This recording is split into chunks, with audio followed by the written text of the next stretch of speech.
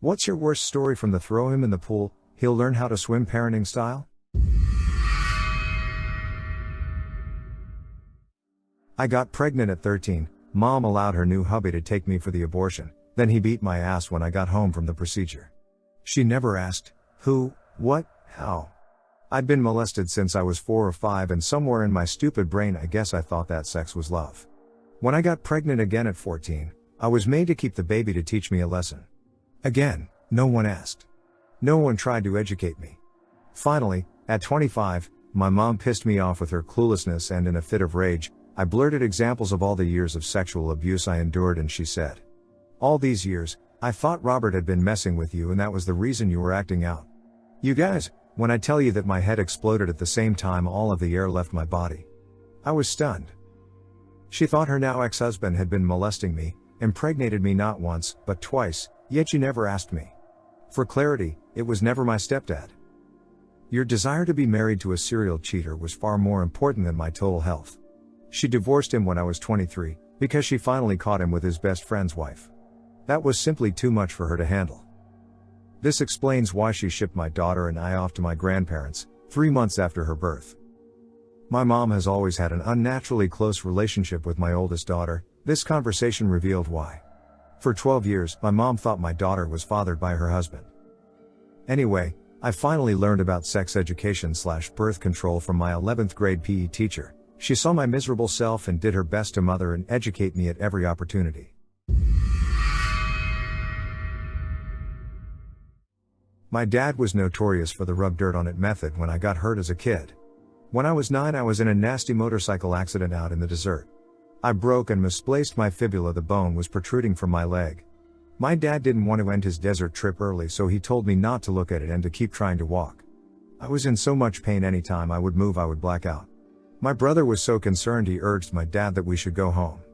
My dad finally gave in but was so drunk he let my 11-year-old brother at the time drive us out of the desert. He was so nervous he hit so many bumps and each bump I would black out then come to.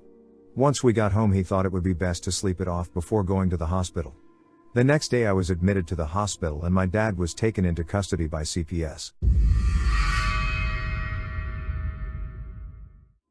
Cliff jumping, 20 feet up, a girl's dad pushed her but she hesitated and tried to stay up there but slipped. Landed on her back in a boulder from 15 feet then the water. You probably just killed her. Then I jumped in to do a rescue. Luckily our lifeguard group was there doing practice rescues and even had the board. How she only survived with just bruises is a miracle. Search and rescue pulled her out the rest of the way. I got stung by a bee and my mother was convinced I was faking. At the point I started to struggle to breathe, she finally irritatingly relented and made me walk to the hospital pushing my baby brother's stroller the entire way. When I got there, the staff were mortified, horrified, sometimes mortified, apparently, rushed me in to give me an epinephrine shot, and luckily that did the trick. Many months later, a bee got into my bedroom, and my father called me a pussy for coming and getting him to deal with it, instead of dealing with it myself. You have to learn how to deal with these things sometime. Or, I could just ask someone not allergic to bees to come and safely deal with the bee instead of risking hospitalization. Just to address some stuff I'm getting comments, I agree my parents were terrible and abusive for more than just this one single incident. I have been NC for about 20 years because of the way they treated me as a child. I have countless incidents like this from both of them. This one just stood out at the time I was replying to this. Hurt my arm playing football during morning break at school, was sent home by the school nurse. My dad said it was fine. Bandaged it and sent me to school the next day only for them to send me home again within an hour. My mom made my dad take me to hospital and my arm was broken. My wrist had spilt lengthways, it was in casts for 9 months. I was secretly buzzing to be honest because, well, that showed him the knob. I was volunteering at a parent-child zoo day, and saw a few parents like this. The zoo had some free roaming peacocks, and it was awful how many parents just didn't tell their too young to know kids that they can be mean. So the little toddler goes, "Wow, pretty bird," and tries to get a closer look, only to get chased and attacked by this thing while the parents watch. Most of them said something like, "You should have known better." Like, how if you never teach them? The child can barely walk, you expect them to remember that some animals have a strong territorial sense? And then your baby gets terrorized by this thing that's bigger than them and looks like an alien for all they know, and you don't even give them a hug? See also, that one mom we had to kick out of the zoo because she was encouraging her kids to antagonize the llama in the hopes it would spit on them. Yikes, people, have some empathy for tiny humans who trust you implicitly with their well-being. When I was about 5 or 6, I was very sick with a flu. Fever, vomiting, sweating, congestion, it was awful. There was some mix-up at the pharmacy, and they thought I was my father and gave him adult medication, basically these giant horse pills. Now, normal child medication for things like this are syrups and chewable shit for obvious reasons. My dad comes home and tells me I have to take these meds. I have a hard time getting them down, almost choking a few times. My dad got frustrated and literally started shoving these huge pills down my sore throat with his angrily shaking fingers. I started crying, my nose was stuffed so I could only breathe through my mouth. I remember my dad's wedding ring banging against my teeth, eyes watering, gasping for air while looking at my mom for help. Eventually I coughed it back up, crying and throat on fire. I remember my mom demanding an apology from my dad, who just said, well, he's going to have to learn to take pills like that sometime anyway, and stormed off. My dad and I once witnessed someone who literally did this for a little 3-year-old girl. This little girl was just playing at the edge of the pool, happily minding her own business when her dad ran up behind her, picked her up and tossed her screaming as far as he could into the deep end of the pool while yelling, "Time to swim, honey." At first my dad and I didn't react, cause my dad has done this to me as a game. I learned to swim first, but we started to notice that she was struggling to surface while dad just watched. My dad nervously asked, "Can she swim?" To which the guy just shrugs and says she'll figure it out. I have never seen my dad book it so fast to get at the water as I did that day. He quickly got the kid out of the water and started screaming at the guy about what kind of idiot he was while the girl was just bawling her eyes out. I swear my dad was ready to deck the guy. This was back in the 1990s, so we didn't have a cell phone to call the police, but we never saw them again after. It was the first time in my life I had seen insane parenting, and to this day freaks me out that some people will still do this. Not me but girlfriend's story. Her and her cousin were basically about the same age of the girl in your story, and while my GF had learned to at least float, it was the first time ever going to a pool for her cousin. While she was helped getting dressed by her mom, her uncle walked outside and tossed her cousin into the pool, claiming it was time to learn how to swim. The girl was screaming for help, and I guess her aunts were chilling nearby on a patio laughing cause they remember their first time. She eventually sinks, and my GF runs out saying she's drowning, but the uncle disagrees, that she's actually swimming since they can see her move a bit underwater. Unfortunately, that was just her cousin flailing around, and her feet had pressed against the edge and she pushed herself deeper, and, well, she stopped moving. Laughing stopped, they jumped in, and by some sheer luck they resuscitated her, not without her having breathing issues to this day. 2 days after I graduated high school, I came home to an empty house, all my stuff in a U-Haul because my mom and stepdad moved without me. I have been financially independent ever since, but a heads up would have been nice. My real dad was not involved in this situation, he was on the other side of the country. I am still close with him, but he is very low income, so he could not help me in this. I went no contact with my mom for about a year, but she weaseled her was back in. I think I see her in person once every 2 years, and I do not acknowledge my stepfather exists. I have been considering going no contact with my mom again recently. I actually used to be a swim teacher in college, teaching private lessons in people's backyards because of parents who had thrown their kids into the pool to sink or swim. It was usually moms calling me for help because they heard from a friend of a friend that I was able to teach their kid and get them to like the water again in about a month or less. One kid, he was 7, I had to sit with him on the pool deck the whole first lesson and bring buckets of water to him. His dad had dunked him multiple times and insisted that his son would just figure it out eventually because that's how he learned. Needless to say, he was never home when I was there. The mom had me come while dad was at work. 4 weeks later she had me come later in the afternoon so he would come home towards the end of the lesson. His dad saw his son swimming and cried happy tears. He had no idea I had been there 3 days a week for a month. My favorite student was a 70-year-old man who wanted to do a triathlon but never learned to swim because his dad threw him in as a child. It took about 3 months total, a lot of hand holding on the steps and shallow end, but he finally achieved his goal and I got to cheer him on at the finish line. I still remember how each of my students clung to my arms and clawed at my neck in their first lessons. I never dunked or forced anyone out of their comfort zone. My lessons had to be customized for each student to keep it fun and relaxing. The trauma in their eyes was haunting though. It stayed with me and I never force anything on my kids that they aren't ready to do. It's about trust, not force. This didn't happen to me but to my older brother, so I had a front row seat to all of it. He was looking to purchase a house for cheap that was in a semi-rural area, and wanted at least some acreage near it. His budget was way smaller than it should have been for the houses he wanted, and was looking at the most dilapidated, terrible houses ever. He found one that was just what he wanted, multiple rooms, a basement, 2 acres of woods, and about 15 to 30 minutes away from nearby cities. It was only about $120,000, and he was sold on it. The problems were abundant however, and I told him not to do it. Our parents loved this idea.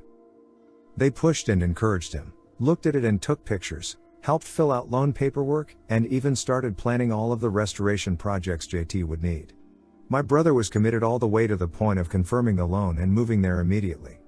I was mortified. This house was an absolute dump made in the early 1910s and redid once in 1950. It had mold, holes in the roof and walls, old rusted wiring, peeling wallpaper and crumbling shelves. The only redeemable part was the size of the rooms, which were pretty decent. I begged him to not do it and it finally made him think twice. Finally, he relented and listened to me. He stopped and decided to not do anything. Later, I brought up how bad of an idea that house was and my parents completely agreed. They thought it was garbage but they wanted him to follow through because it would have been a good learning experience. I was floored and asked why they would support this then, and they simply responded that it would teach him to be careful with these kinds of things.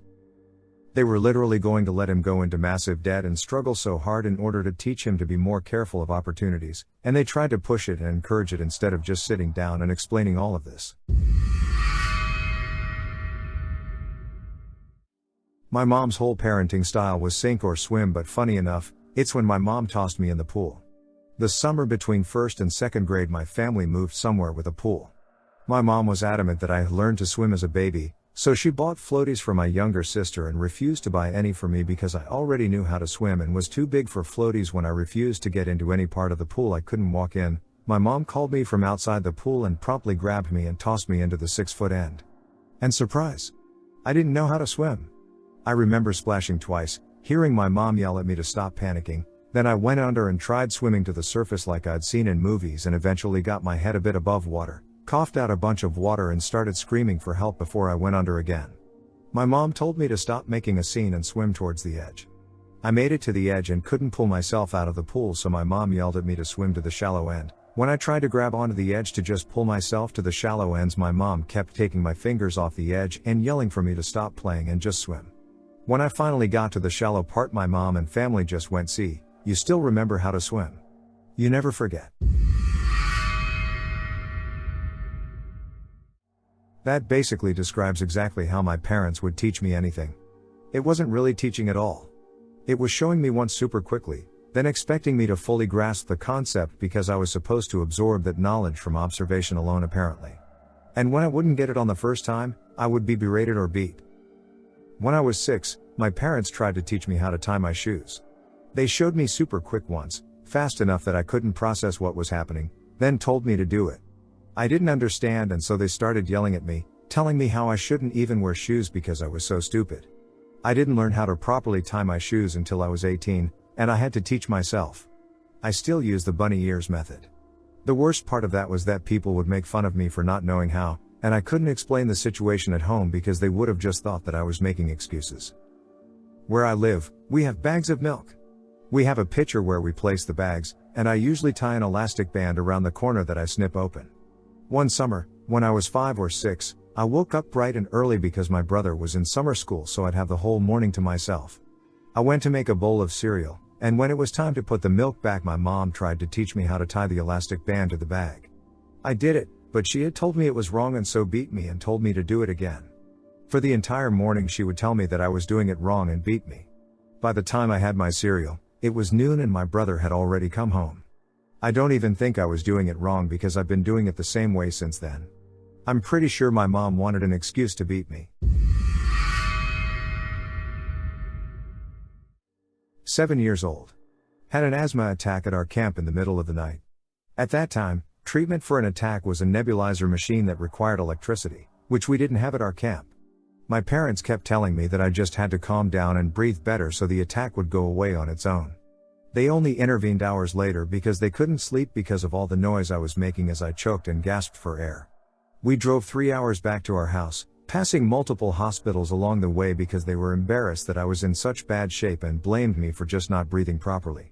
Fun times.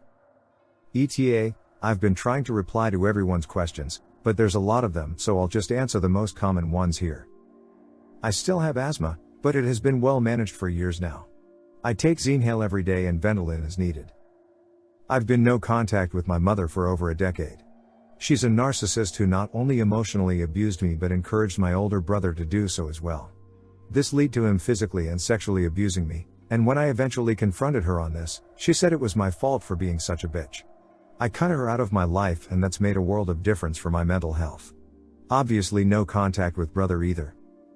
I am still in contact with my father, they divorced in my early 20s. We aren't close, but I still find enough value in the relationship to keep talking to him. He isn't actively cruel like my mother was, just lost in his own world, I guess you could say. I feel sorry for him that he hasn't managed to overcome his own demons the way that I have. Overall, I am happy and healthy now.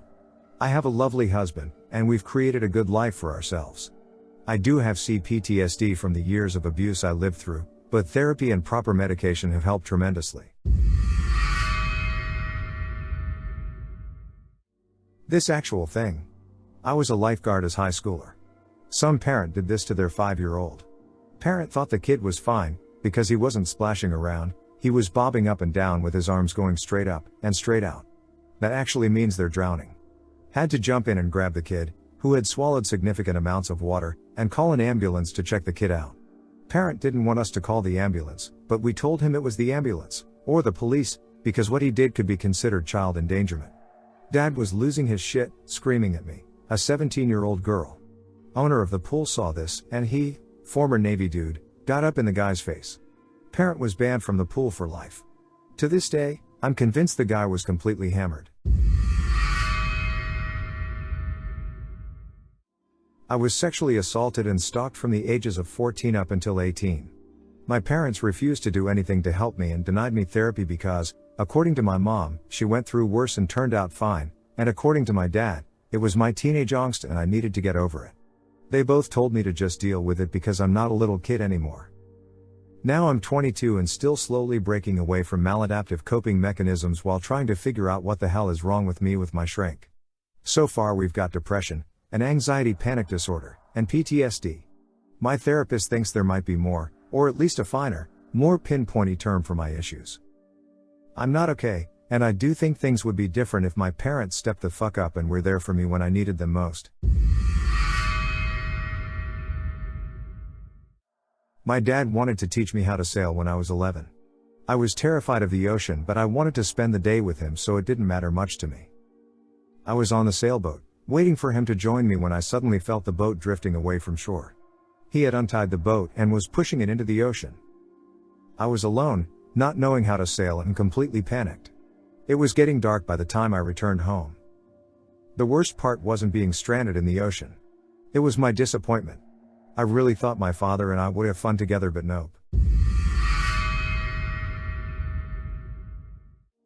I was a kid who always zoned out or stared into space, which resulted in a lot of adults, including teachers and my parents, thinking I was deliberately ignoring them.